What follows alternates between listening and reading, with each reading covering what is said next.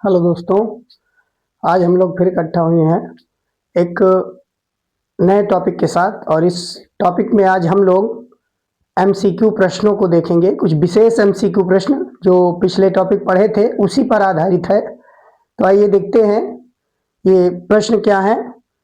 और अच्छे अच्छे प्रश्नों का यहाँ सिलेक्शन किया गया है। ऐसे प्रश्न बोर्ड परीक्षाओं में पूछे जाते हैं या अन्य प्रतियोगी परीक्षाओं में भी ये प्रश्न पूछे गए हैं।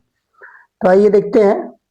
पहला प्रश्न है इसमें, एक प्राथमिक सेल का विद्युत वाहक बल, एक प्राथमिक सेल का विद्युत वाहक बल 2.4 वोल्ट है। जब इसे लघुपथित कर देते हैं तो यह 4 एम्पियर धारा देता है। इसका आंतरिक प्रतिरोध है। देखिए यहां कहा जा रहा है कि प्राथमिक सेल का विद्युत वाहक बल E इक्वल टू दिया है 2.4 वोल्ट, इतना वोल्ट दिया है। और लघुपथन की बात की गई। देखिए लघुपथन के केस बताया गया था, लघुपथन का केस वही लगेगा इसमें। धारा देखिए कितनी है, I इक्वल टू दिया है 4 एम्पियर। 2.4 वोल्ट का विद्युत वाहक बल का सेल है और इसमें 4 एम्पियर की धारा दी जाती है। हमको ज्ञात क्या करना है, इस सेल का आंतरिक प्रतिरोध, सेल के आंतरिक प्रतिरोध की गणना करनी है। तो जैसा कि बताया गया, लघुपथन का केस जो बताया गया था, लघुपथन की अवस्था में जो बाह्य प्रतिरोध होता है वो न्यूनतम ले लिया जाता है, यानी 0 के निकटतम मान लिया जाता है। तो लघुपथन की अवस्था में देखिए फार्मूला बताया गया है धारा के लिए, I equal to E upon R plus R। और लघुपथन ही चूंकि यहाँ है तो लघुपथन के केस में कैपिटल R को हम 0 के टेंड मानते हैं।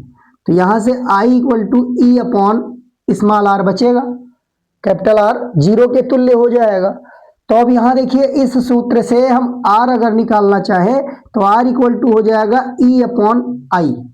तो इसी फार्मूले की सहायता से सॉल्व होगा। अब यहां से देखिए R कैसे निकालेंगे, R इक्वल टू E का मान दिया है 2.4 और I है 4। अब इसको अगर डिवाइड किया जाए तो यहां से क्या मिलेगा, ये पॉइंट पहले हटाएंगे, फिर 4 का पहाड़ा 6 बार पढ़ेंगे, 4 6 24, 6 ओम, दशमलव में 6 ओम आएगा, 0.6 ओम। देखिए ऑप्शन नंबर डी में दिया हुआ है, ये ऑप्शन नंबर डी में दिया हुआ है 0.6 ओम, तो यही सही होगा इसमें। अब देखिए दूसरा प्रश्न क्या कहा जा रहा है। दूसरे प्रश्न में, यदि सेलों के संयोजन में R1 तथा R2 क्रमशः कुल आंतरिक प्रतिरोध तथा कुल बाह्य प्रतिरोध हो तो सेलों का श्रेणी क्रम संयोजन उपयोगी होगा। देखिए श्रेणी क्रम संयोजन कब उपयोगी होता है, सेलों को कब श्रेणी क्रम में जोड़ना चाहिए। तो श्रेणी क्रम में जोड़ने से हमें कब धारा में लाभ मिलता है, अधिकतम धारा कब मिलती है। तो इसके लिए कंडीशन बताया गया था कि जब सेलों का आंतरिक प्रतिरोध बाह्य प्रतिरोध की तुलना में बहुत छोटा हो, तब वहां हमें श्रेणी क्रम में जोड़ने से धारा में लाभ प्राप्त होता है। और इसका विपरीत अगर कहें कि जब सेलों का आंतरिक प्रतिरोध बाह्य प्रतिरोध की तुलना में अधिक हो, तब वहां समांतर क्रम में जोड़ने से धारा में लाभ मिलता है। तो वही कंडीशन यहां लागू होगा। यहां R1 कह रहा है, कैपिटल R1 कुल आंतरिक प्रतिरोध है और कैपिटल R2 कुल बाह्य प्रतिरोध है।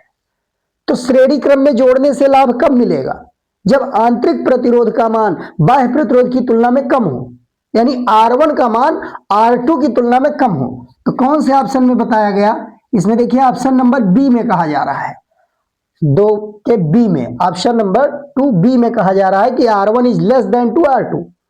जब R1 का मान R2 की तुलना में कम होगा तब वहां श्रेणी संयोजन उपयोगी कहा जाएगा। तो देखिए तीसरा प्रश्न क्या कहा जा रहा है। तीसरे प्रश्न में, एक सेल का विद्युत वाहक बल E वोल्ट है, एक सेल का विद्युत वाहक बल कैपिटल E वोल्ट कहा गया। जब इसे लघुपथित कर देते हैं तो इसका टर्मिनल वोल्टेज है। देखिए लघुपथन की अवस्था फिर कही गई, ऐसे प्रश्नों को इग्नोर मत कीजिएगा, इन प्रश्नों पर भी प्रश्न बनते हैं भाई। इन प्रश्नों पर बोर्ड परीक्षा में निश्चित रूप से प्रश्न आ सकते हैं या अन्य प्रतियोगी परीक्षाओं में भी प्रश्न पूछे जा सकते हैं। तो देखिए यहां से सेल का विद्युत वाहक बल E है और लघुपथित किया गया। तो जैसा कि हम जानते हैं लघुपथन की अवस्था में बाह्य प्रतिरोध शून्य होता है, और जब बाह्य प्रतिरोध शून्य है तो उस स्थिति में टर्मिनल विभवांतर क्या होगा? टर्मिनल विभवांतर बाह्य प्रतिरोध पर निर्भर करता है। देखिए यहां से टर्मिनल विभवांतर V जो होता है वो कैपिटल R इंटू आई के बराबर होता है, और अगर कैपिटल R जीरो कर दें तो निश्चित रूप से टर्मिनल वोल्टेज भी जीरो हो जाएगा। इसमें ऑप्शन नंबर सी में शून्य लिखा हुआ है, यही ऑप्शन सही होगा हमारा। देखिए सी ऑप्शन इसमें सही होगा। जब सेलों को हम लघुपथित करते हैं तो इसका टर्मिनल वोल्टेज शून्य कह दिया जाता है, मैक्सिमम धारा प्रवाह होता है, यानी मोटे तार से दोनों टर्मिनल को जोड़ दिया जाता है। मोटे तार से दोनों टर्मिनल को जोड़ देते हैं तो उच्च धारा प्रवाहित होती है, केवल और केवल आंतरिक प्रतिरोध ही कार्य करता है। बाह्य प्रतिरोध शून्य होने के कारण टर्मिनल वोल्टेज जीरो कहा जाएगा। अब आगे देखिए प्रश्न नंबर 4 क्या कह रहा है। प्रश्न नंबर 4 देखिए, एक सेल का विद्युत वाहक बल E वोल्ट तथा आंतरिक प्रतिरोध स्मॉल r ओम है।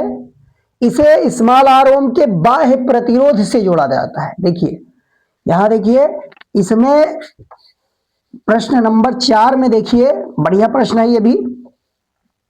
हाँ, यहां से क्या कहा जा रहा है कि एक सेल का विद्युत वाहक बल E वोल्ट और आंतरिक प्रतिरोध स्मॉल r, और फिर स्मॉल r के बाह्य प्रतिरोध से इसको जोड़ा जाता है, यानी कैपिटल R का मान भी स्मॉल r है। इसमें कैपिटल R का मान भी स्मॉल r के तुल्य है। अब कहा जा रहा है कि सेल के दोनों टर्मिनलों के बीच टर्मिनल विभवांतर होगा। तो सेल के दोनों टर्मिनलों के बीच टर्मिनल विभवांतर भी हमको निकालना है। तो देखिए फार्मूला पहले हम I निकालें। I इक्वल टू क्या होता है? E upon capital R plus small r, और इस प्रश्न में कैपिटल R की वैल्यू भी स्मॉल r के बराबर है। तो यहां से हम अगर निकालें तो I इक्वल टू क्या आ जाएगा? देखिए E upon capital R small r के बराबर है, बाह्य प्रतिरोध स्मॉल r है, तो बाह्य प्रतिरोध को अगर हम स्मॉल r रख दें तो यहाँ 2r हो जाएगा। देखिए स्मॉल r प्लस r जोड़ेंगे तो 2r हो जाएगा, 2r हो जाएगा, तो धारा E अपॉन 2r हो जाएगी इसमें। अब कहा जा रहा है बताइए इसमें टर्मिनल विभवांतर कितना होगा? तो टर्मिनल विभवांतर कितना निकालेंगे? तो यहां से देखिए अगर ये प्रतिरोध मालूम चल जाए, भाई धारा तो ये दिया है, प्रतिरोध यहाँ कैपिटल R का मान स्मॉल r के बराबर। अब हमें टर्मिनल विभवांतर V बताना है। अब V बराबर होता है कैपिटल R इंटू आई, V बराबर कैपिटल R इंटू आई, और कैपिटल R का मान देखिए स्मॉल r के बराबर है, रख दीजिए, ये स्मॉल r के बराबर है। और I का मान कितना आया है? I का मान आया है E अपॉन 2r, ये आ गया है। अब यहाँ स्मॉल r से स्मॉल r कैंसिल, तो V इक्वल टू देखिए क्या आ गया? E बटा 2। कौन से ऑप्शन में दिया हुआ है? E अपॉन 2, टर्मिनल विभवांतर E अपॉन 2, ये ऑप्शन नंबर सी में दिखाई दे रहा है। ऑप्शन नंबर सी में दिखाई दे रहा है, इसमें ऑप्शन नंबर सी सही होगा। अब देखिए अगला 5वां प्रश्न। प्रश्न अपने आप में सब बेहतरीन प्रश्नों का यहां संग्रह किया गया है, तो इन प्रश्नों को जरूर एक बार देख लीजिएगा। ऐसे प्रश्नों को एक बार सॉल्व करके तब परीक्षा में बैठे तो निश्चित रूप से अच्छा रिस्पांस मिलेगा। तो आइए प्रश्न नंबर हम पहुंच गए 5 नंबर पर। 5 नंबर प्रश्न देखिए क्या कहता है।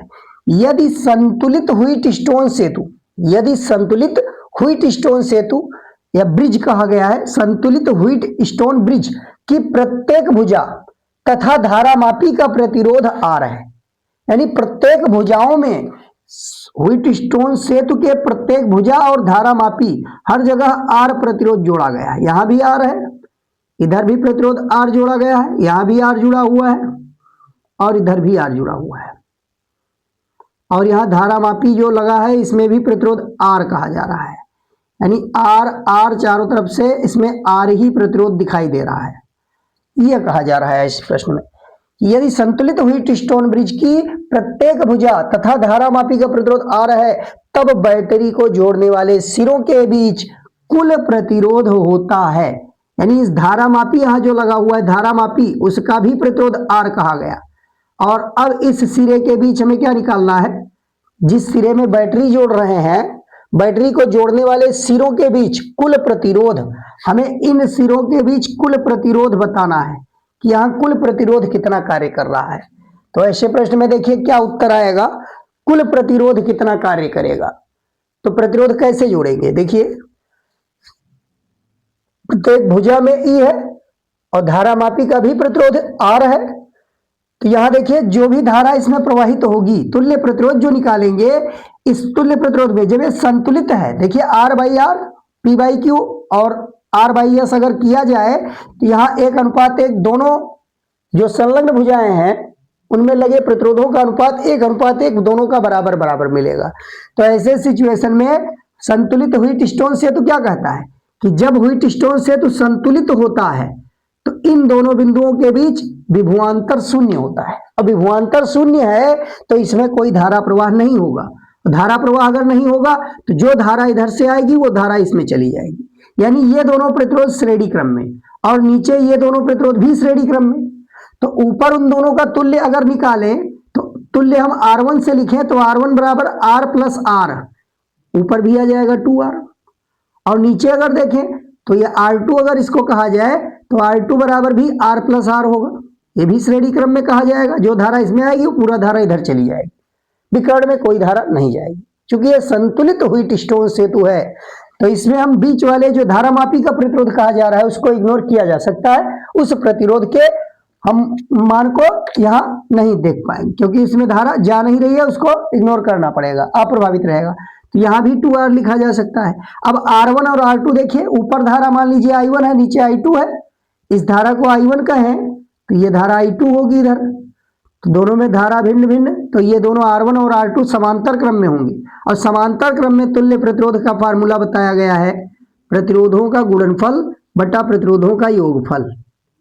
दो प्रतिरोध के केस में ये फार्मूला लगाया जा सकता है, तो यही इक्विवेलेंट होगा, इन दोनों सिरों के बीच तुल्य प्रतिरोध कहा जाएगा। देखिए ऊपर 2R इंटू 2R और नीचे आ जाएगा 2R प्लस 2R। अब इनको सॉल्व किया जाए तो ऊपर आ जाएगा 4R स्क्वायर और नीचे आ जाएगा 4R। अब 4 से 4 पूरा कैंसिल हो गया और R से एक R का स्क्वायर कट जाएगा, यानी R इक्विवेलेंट R के बराबर हमको मिलेगा। R इक्विवेलेंट यहाँ पर R के बराबर ऑप्शन नंबर ए में दिखाई दे रहा है, पांचवा का ऑप्शन नंबर ए सही होगा। तो इस तरीके से प्रश्न को हम सॉल्व करते हैं। अब आइए छठवां प्रश्न देखिए, किरचॉफ का धारा नियम किसके संरक्षण के परिणाम स्वरूप है, यानी किरचॉफ का जो धारा नियम है, पहला नियम है, वो किस संरक्षण सिद्धांत को प्रदर्शित करता है। तो ये बताया गया है प्रश्न में कि धारा नियम या इसी को हम क्या कहते हैं, किरचॉफ का पहला नियम या संधि का नियम, इन नामों से जाना जाता है। तो संधि का नियम जिसमें क्या कहा गया था कि किसी भी संधि पर मिलने वाली समस्त धाराओं का बीजगणितीय योग शून्य होता है, मतलब संधि पर आने वाली धारा और संधि से जाने वाली धारा ये सदैव बराबर होती है। तो धारा किससे बनती है भाई, धारा क्या है, आवेश ही तो है, आवेश प्रवाह की दर को धारा कहते हैं। तो यहाँ कहीं ना कहीं आवेश से जुड़ी हुई बात की जा रही है कि जितने आवेश संधि की ओर आ रहे हैं उतने आवेश संधि से दूर जा रहे हैं। तो यहाँ आवेश के संरक्षण को व्यक्त करता है। तो किरचॉफ का प्रथम नियम है ये धारा नियम, यह आवेश संरक्षण यानी ऑप्शन नंबर सी दिखाया गया इसके लिए, आवेश संरक्षण को व्यक्त करता है। और अगर द्वितीय नियम कहा जाए, पास का नियम या बोल्टता नियम, तो किरचॉफ का बोल्टता नियम किस संरक्षण सिद्धांत के परिणाम स्वरूप प्राप्त है, तो वो जो बताया गया है दूसरा नियम किरचॉफ का, वह ऊर्जा संरक्षण को व्यक्त करता है, वो ऊर्जा संरक्षण सिद्धांत को व्यक्त करता है। ये ध्यान रखिएगा, पहला नियम जो है वो आवेश संरक्षण और दूसरा नियम ऊर्जा संरक्षण। अब आ जाइए प्रश्न नंबर 7 पर, एक बैटरी जिसका विद्युत वाहक बल 5 वोल्ट है। देखिए आइए इस प्रश्न को भी सॉल्व करते हैं। सारे प्रश्न अच्छे हैं, एक बार इन प्रश्नों को जरूर सॉल्व करके तब परीक्षा में बैठे, यहां से जरूर एक ना एक प्रश्न मिल सकता है। एक्सपेक्टेड है बोर्ड परीक्षा या कंपटीशन अगर दे रहे हैं, कोई LT ग्रेड है या TGT है, तो यहां से प्रश्न एक ना एक मिल सकता है निश्चित रूप से। तो आइए, तो प्रश्न नंबर 7 में देखिए कहा जा रहा है बैटरी का विद्युत वाहक बल E इक्वल टू दिया है 5 वोल्ट। बैटरी का विद्युत वाहक बल है 5 वोल्ट और फिर आंतरिक प्रतिरोध दिया है 2 ओम। तो आंतरिक प्रतिरोध को स्मॉल r से लिखें तो 2 ओम है ये। और क्या दिया हुआ है, बाह्य प्रतिरोध, एक बाह्य प्रतिरोध से जुड़ी है, भाई बाह्य प्रतिरोध से जुड़ी हुई है सेल। और यदि परिपथ में धारा कितना है, I equal to 0.4 ampere, 0.4 ampere की धारा परिपथ में है, तो बैटरी का टर्मिनल वोल्टता पूछ रहा है, बैटरी का हमें क्या निकालना है, टर्मिनल वोल्टता। कैसे निकालेंगे, तो देखिए जो नियम बताए गए हैं उन नियमों का हम सहारा लेकर निकालेंगे। सबसे पहले बाह्य प्रतिरोध को हमें मालूम करना पड़ेगा। भाई बाह्य प्रतिरोध मिलेगा तभी हम धारा और बाह्य प्रतिरोध का गुणनफल टर्मिनल वोल्टता बता सकते हैं। तो बाह्य प्रतिरोध हम कहां से प्राप्त करेंगे, तो उसके लिए एक फार्मूला बताया गया है, I equal to E upon capital R plus small r. ये धारा के लिए सूत्र पिछले लेक्चर में बताया जा चुका है। तो इसी सूत्र की सहायता से हम कैपिटल आर की वैल्यू निकालेंगे। अब कैपिटल आर कैसे निकालें, तो उसके लिए देखिए सारे मानों को रख दीजिए यहीं पर। आई की वैल्यू 0.4 एम्पियर है, ई की वैल्यू है 5, कैपिटल आर हमें निकालना है और स्मॉल आर है 2। इन सभी मानों को हमने रख दिया। अब क्या कर सकते हैं, अब क्रॉस मल्टीप्लीकेशन कर लीजिए। क्रॉस मल्टीप्लीकेशन, तो यहाँ 0.4 को r से मल्टीप्लाई करेंगे तो 0.4 हो जाएगा इंटू आर, और फिर इसका मल्टीप्लीकेशन 2 से भी करना पड़ेगा। तो 2 से करेंगे तब तो ये 4 इंटू 2 यानी 0.8 आ जाएगा, 0.8, और ये इक्वल टू हो जाएगा 5 के। अब इसको पक्षांतर करके उधर ले चलिए, 0.4 आर इक्वल टू यह जाएगा 5 माइनस 0.8। अब 5 में से देखिए 0.8 जब घटाएंगे तो यहाँ क्या मिलेगा, 0.8 घटाएंगे तो निश्चित रूप से यहाँ 4.2 प्राप्त होगा। अब हमें R निकालना है, R इक्वल टू 4.2 को 0.4 से डिवाइड कर देंगे, 0.4 को नीचे ले आइए क्रॉस मल्टीप्लिकेशन के थ्रू। अब यहाँ पॉइंट से पॉइंट हटाया जा सकता है, दशमलव दाईं तरफ अंकों की संख्या समान हो तो दशमलव हट जाते हैं। अब 42 को यहाँ 4 से भाग करना है, तो हम 2 से काट के इसको छोटा कर लें, 2 दूनी 4 और 21 दूना 42, यानी 21/2 आएगा, 21/2 ओम। ये हमको मिला 21/2 ओम। अब क्या निकालना है, अब हमको निकालना है यहाँ टर्मिनल वोल्टता, और टर्मिनल वोल्टता के लिए फार्मूला बताया गया V बराबर R इंटू आई होता है, R इंटू आई। आई कितना दिया है, देखिए आई दिया हुआ है V equal to R I, हमें आई यहाँ कितना मालूम है, 0.4 मालूम है ये।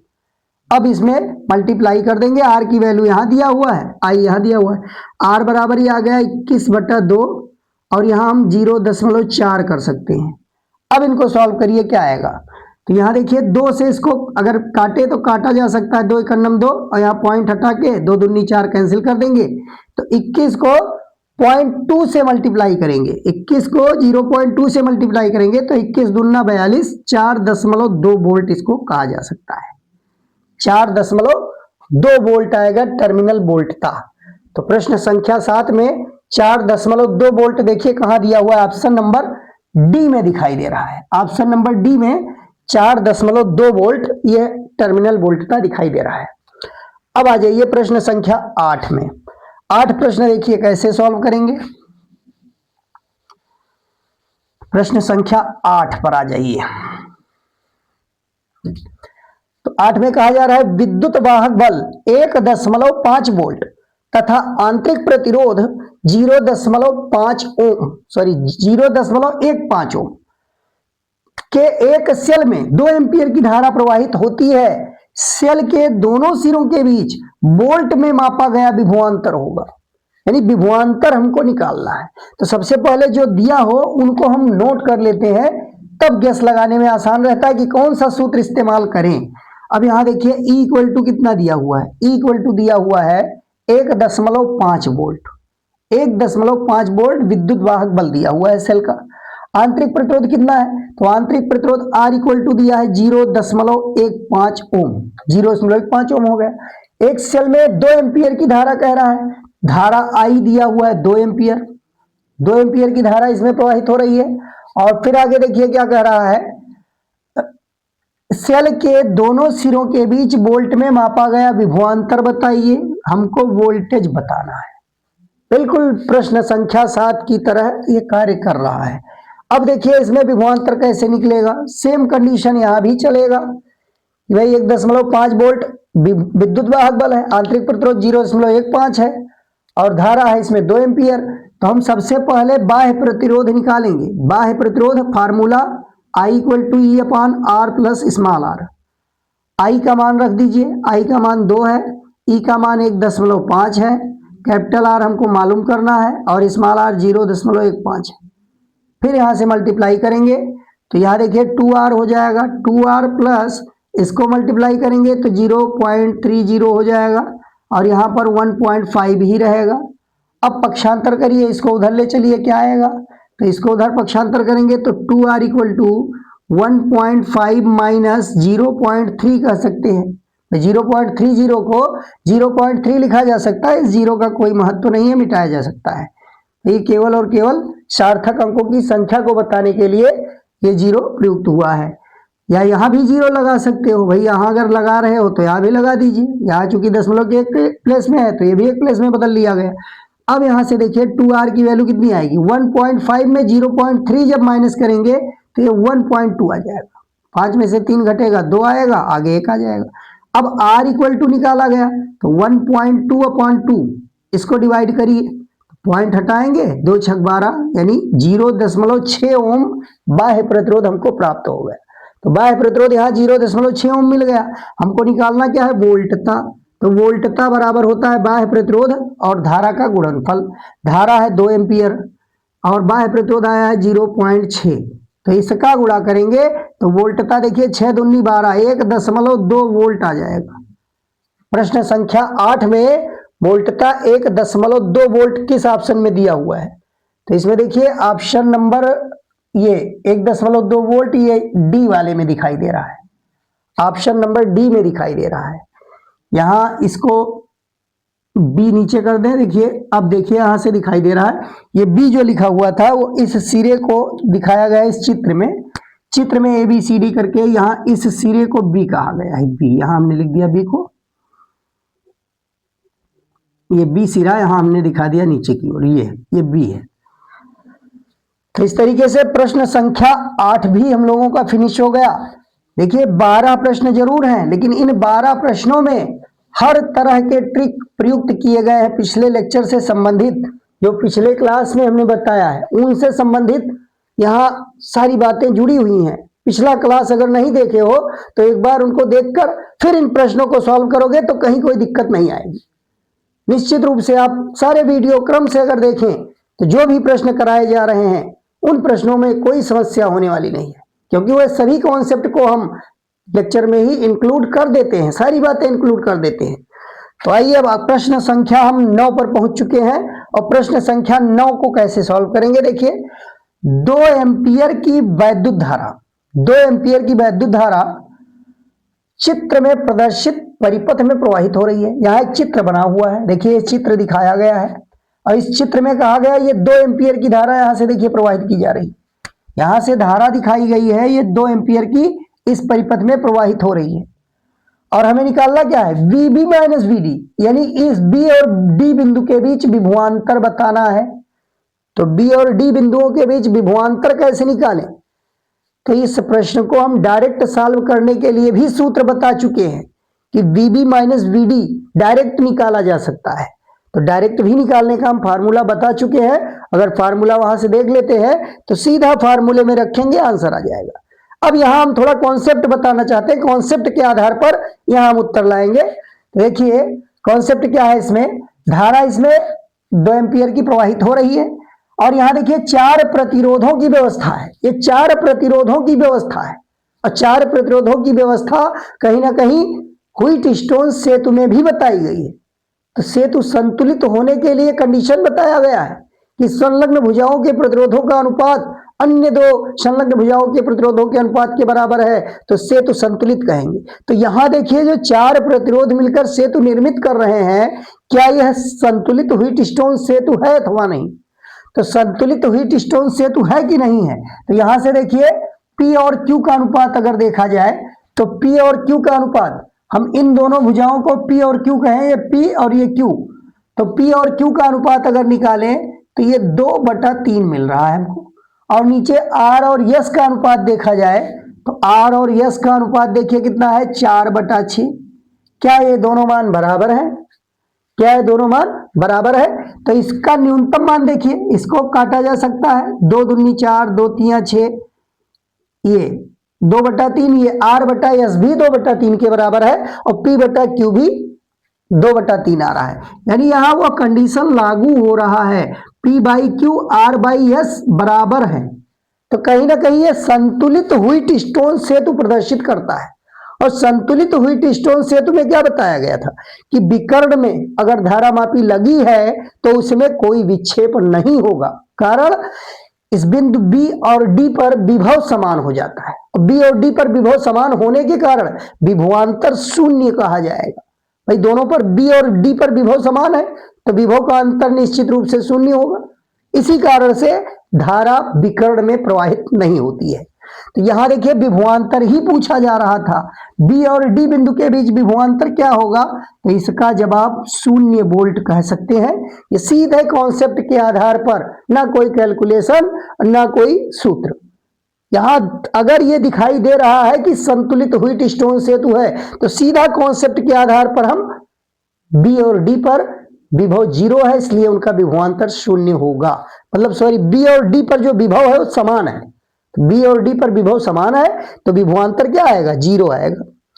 अब आ जाइए प्रश्न संख्या 10 पर। प्रश्न संख्या 10 में देखिए परिपथ दिया हुआ है और इसमें कहा जा रहा है चित्र में धारा I का मान है। इस चित्र में धारा I बताना है। कहीं ना कहीं ये संधि के नियम पर जुड़ा हुआ प्रश्न है। जब संधि का नियम बताया जा रहा था तो वहां ऐसे प्रश्नों को सॉल्व करने का तरीका बताया गया था। तो आइए देखते हैं इन प्रश्न को कैसे सॉल्व करते हैं। तो ये प्रश्न देखिए कितनी संधियां निर्मित हो रही हैं। तो एक संधि यहां बन रहा है, ये दूसरा संधि यहां है और तीसरा संधि यहां है। 3 संधि दिखाई दे रहा है। तो प्रत्येक संधि पर हम धारा नियम लगा सकते हैं। तो इस संधि पर आने वाली धारा कितनी है, आने वाली धारा 4 और 2 6 एम्पियर। इस संधि पर आने वाली धारा 6 एम्पियर, तो निश्चित रूप से संधि से दूर जाने वाली धारा भी 6 एम्पियर ही कही जाएगी। भाई संधि पर आने वाली धारा बराबर संधि से जाने वाली धारा, तो जितनी धारा 4 एम्पियर और 2 एम्पियर मिलकर यानी 6 एम्पियर टोटल धारा इस संधि पर आ रही है। तो इस संधि से आगे कितनी जाएगी, 6 एम्पियर। अब अगले संधि पर कितनी आ रही है, 6 एम्पियर पहुंच रही है। और इस संधि से देखिए 2 रास्ते आगे जा रहे हैं, कुछ धारा इधर कुछ धारा इधर। तो आ रही थी संधि की ओर आने वाली धारा 6 एम्पियर, तो जाने वाली भी टोटल धारा 6 एम्पियर ही होगी। अगर इस रास्ते पर 1 एम्पियर गई है तो इस मार्ग पर निश्चित ही 5 एम्पियर धारा जाएगी, 5 एम्पियर धारा इस मार्ग पर जाएगी। अब आगे देखिए इस संधि पर पहुंच गए, इस संधि पर आने वाली धारा कितनी है, 5 एम्पियर। तो निश्चित ही संधि से दूर जाने वाली धारा भी 5 एम्पियर ही होनी चाहिए। अब यहां इसके एक शाखा में 1.3 एम्पियर जा रही है। देखिए आने वाली धारा कितनी थी, आने वाली धारा संधि पर लास्ट वाले संधि की बात कर रहे हैं, लास्ट वाले संधि पर आने वाली धारा है 5 एम्पियर और संधि से जाने वाली धारा 1.3 एम्पियर और प्लस I एम्पियर। ये दोनों 2 धाराएं, एक I इधर जा रही है, 1.3 एम्पियर इधर जा रही है। हमको बताना है I की वैल्यू, तो I बताना है तो निश्चित रूप से 1.3 एम्पियर को पक्षांतर करके हम घटा लेंगे। I बराबर तब मिलेगा जब 5 में से 1.3 घटाया जाएगा। अब जितना आएगा उतना एम्पियर हम कहेंगे I की वैल्यू होगी। तो 5 में से 1.3 घटाइए, क्या मिलेगा, तो निश्चित रूप से 3.7 आएगा, 3.7 एम्पियर ये आएगा I की वैल्यू। कौन से ऑप्शन में दिया है 3.7, तो ऑप्शन नंबर बी में दिखाई दे रहा है, ऑप्शन नंबर बी में दिखाई दे रहा है 3.7 एम्पियर I का मान। तो यह प्रश्न संख्या 10 हमारा होगा।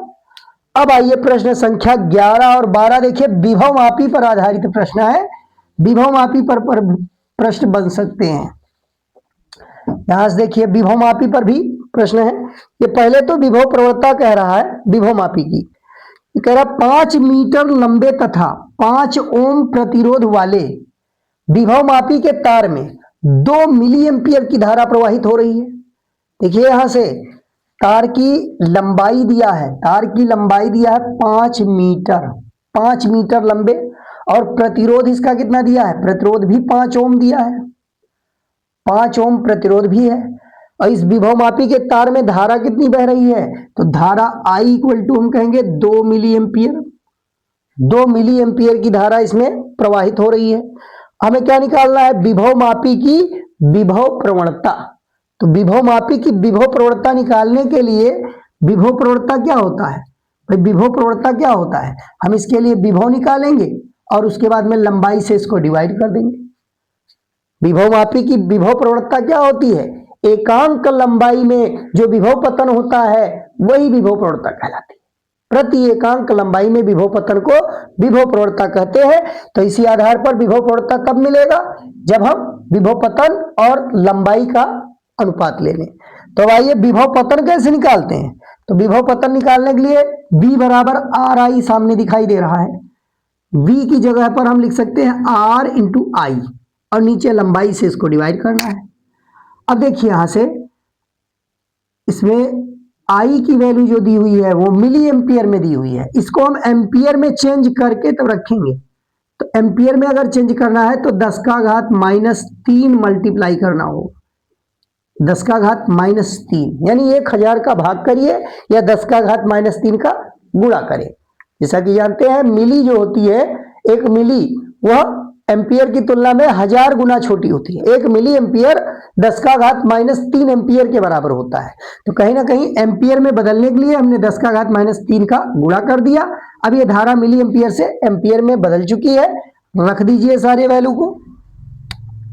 तो यहां से देखिए K इक्वल टू क्या आएगा, R का मान 5 दिया है, I का मान 2 गुणे 10 का घात -3 ये हो जाएगा, अपॉन L कितना है, ये भी 5 है। तो अब यहाँ 5 से 5 सीधे कैंसिल, बच गया विभव प्रवणता कितना, 2 गुणे 10 का घात -3। इसका मात्रक कहें तो देखिए वोल्ट प्रति मीटर, सूत्र से ही मात्रक मिल जाएगा, वोल्ट प्रति मीटर ये विभव प्रवणता आएगा। कौन से ऑप्शन में दिया है, 2 गुणे 10 का घात -3। इसके लिए देखिए ऑप्शन नंबर 3 ए सही है, 2 गुणे 10 का घात -3 वोल्ट प्रति मीटर ऑप्शन नंबर ए में दिखाई दे रहा है। इसका ऑप्शन नंबर ए सही होगा। अब अंतिम प्रश्न आज का प्रश्न संख्या 12 देखिए, यह भी महत्वपूर्ण प्रश्नों की श्रेणी में आता है। बढ़िया प्रश्न है, देखिए बेहतरीन प्रश्नों की यह श्रृंखला है। तो प्रश्न संख्या 12 आ जाइए। कह रहा है विभव मापी के प्रयोग में, विभव मापी का जब प्रयोग कर रहे होते हैं उस प्रयोग में दो सेलों के विद्युत वाहक बल E1 तथा E2 हैं। तो हमारे पास दो सेल हैं, उनके विद्युत वाहक बल E1 और E2 दिए हुए हैं। कह रहा इन्हें श्रेणी क्रम में जोड़कर विभव मापी के तार पर अविक्षेप बिंदु 58 सेंटीमीटर पर प्राप्त होता है। तो जब दो सेलों को हम श्रेणी क्रम में जोड़ते हैं तो उनका तुल्य विद्युत वाहक बल कितना होगा। देखिए तुल्य विद्युत वाहक बल हो जाएगा इक्विवेलेंट, यहां से ईएमएफ निकाल लेंगे पहले, इक्विवेलेंट ईएमएफ ये हो जाएगा E1 प्लस E2। सबसे पहले क्या कहा जा रहा है कि जब विभव मापी के प्रयोग में दो सेलों के विद्युत वाहक बल E1 E2 है और इन्हें श्रेणी क्रम में जोड़कर विभव मापी के तार पर अविक्षेप बिंदु प्राप्त करते हैं तो इक्विवेलेंट हो जाएगा E1 प्लस E2। भाई श्रेणी क्रम में जुड़ा गया तो श्रेणी क्रम में जोड़ते हैं तो विद्युत वाहक बलों का योग हो जाता है। तो अब यहाँ 58 सेंटीमीटर इस पर जब विद्युत वाहक बल हमने E1 प्लस E2 लगाया तब पहली स्थिति में जो अविक्षेप की स्थिति मिली है यह 58 सेंटीमीटर पर मिला है। इसका संतुलन बिंदु 58 सेंटीमीटर पर प्राप्त होता है। फिर आगे आइए, जब E2 विद्युत वाहक बल वाली सेल की ध्रुवता उलट दी जाती है, पोलरिटी चेंज करते हैं, ध्रुवता उलट देते हैं। ध्रुवता उलटना मतलब अब की बार जो ऋण टर्मिनल है उससे दूसरे सेल का ऋण टर्मिनल जोड़ देंगे तो वो विपरीत ध्रुवता वाला कहा जाएगा। तो अब उनका तुल्य चेंज हो जाएगा। अब इक्विवेलेंट देखिए कितना होगा, पहले केस में इक्विवेलेंट E1 प्लस E2, तब आया है संतुलन बिंदु L1 की वैल्यू 58 सेंटीमीटर। अब कह रहा है कि ध्रुवता उलट दिया गया तो अब इक्विवेलेंट डैश से अगर इसको लिखें तो अब इक्विवेलेंट कितना होगा, तो जो ध्रुवता उल्टा गया है वो माइनस में लिखा जाएगा, तुल्य विद्युत वाहक बल E1 माइनस E2 के बराबर होगा। E2 की ध्रुवता चेंज की गई है तो E2 की ध्रुवता जब चेंज किया गया तो तुल्य विद्युत वाहक बल हो जाएगा E1 माइनस E2। अब इस पर कह रहा है संतुलन बिंदु कितना मिल रहा है, तब अविक्षेप बिंदु L2 ये 29 सेंटीमीटर प्राप्त होता है, 29 सेंटीमीटर। हमें क्या निकालना है, मान E1 और E2 का अनुपात बताना है। यहां पर हमें E1 और E2 का अनुपात बताना है। तो सबसे पहले हम जो विद्युत वाहक बल है E इक्विवेलेंट और E डैश इक्विवेलेंट, इनका मान निकाल के देखिए क्या होगा। देखिए हम पहले E इक्विवेलेंट की वैल्यू अगर देखा जाए तो E इक्विवेलेंट किसके बराबर होना चाहिए, E इक्विवेलेंट किसके बराबर होना चाहिए, तो E इक्विवेलेंट ये विभव प्रवणता, यहां से अगर हम विभव मापी की तार की विभव प्रवणता अगर ज्ञात करें और उसको K से लिख दें, K विभव प्रवणता है अगर, तो E इक्विवेलेंट बराबर K इंटू L1 कह सकते हैं। E इक्विवेलेंट ये बराबर हो जाएगा K इंटू L1। इस फार्मूले की सहायता से ही किसी सेल का विद्युत वाहक बल विभव मापी के प्रयोग में ज्ञात किया जाता है, बताया जा चुका है। तो पहले केस के लिए तो E इक्विवेलेंट KL1 हो गया, और दूसरे केस के लिए देखिए सेकंड केस में E इक्विवेलेंट डैश, इसके लिए अगर कहा जाए तो विभव प्रवणता तो बदलेगा नहीं, विभव मापी सेम है, विभव मापी नहीं चेंज किया जा रहा है, बस केवल सेल की ध्रुवता उलट रहे हैं। तो ऐसे सिचुएशन में विभव प्रवणता तार का यहां भी K ही रहेगा, लेकिन संतुलन बिंदु अब की बार L2 मिल रहा है। अब इनका अनुपात पहले करें। देखिए E इक्विवेलेंट की वैल्यू कितनी है, E1 plus E2, E1 plus E2 ये E इक्विवेलेंट है, और E इक्विवेलेंट डैश इसको हम E1 माइनस E2 कहेंगे, E1 माइनस E2। इनका अनुपात लिया जाए तो ऊपर आ जाएगा KL1 और नीचे KL2। K से K कैंसिल हो रहा है, L1 अपॉन L2। अब यहां से देखिए E1 plus E2 upon E1 minus E2। L1 का मान है 58 सेंटीमीटर, ये 58 है, और L2 का मान है 29, इसको 29 कह देंगे। 29 दूना 58, ये कैंसिल हो जाएगा दो बार में। अब क्रॉस मल्टीप्लीकेशन करा लीजिए, हमें E1 और E2 का अनुपात निकालना है, E1 और E2 का अनुपात निकालना है। तो आइए सॉल्व करते हैं इसको। कितना आएगा, E1 और E2 का अनुपात क्या आएगा, देखिए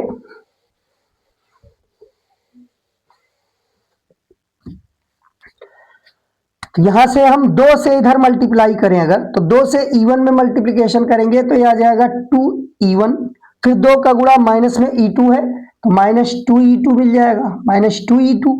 और फिर इधर 1 से मल्टीप्लाई इसमें करेंगे E1 प्लस E2 में, E1 प्लस E2 में 1 का मल्टीप्लीकेशन करेंगे तो इधर E1 प्लस E2 ही आएगा, E1 प्लस E2 ही मिलेगा हमको।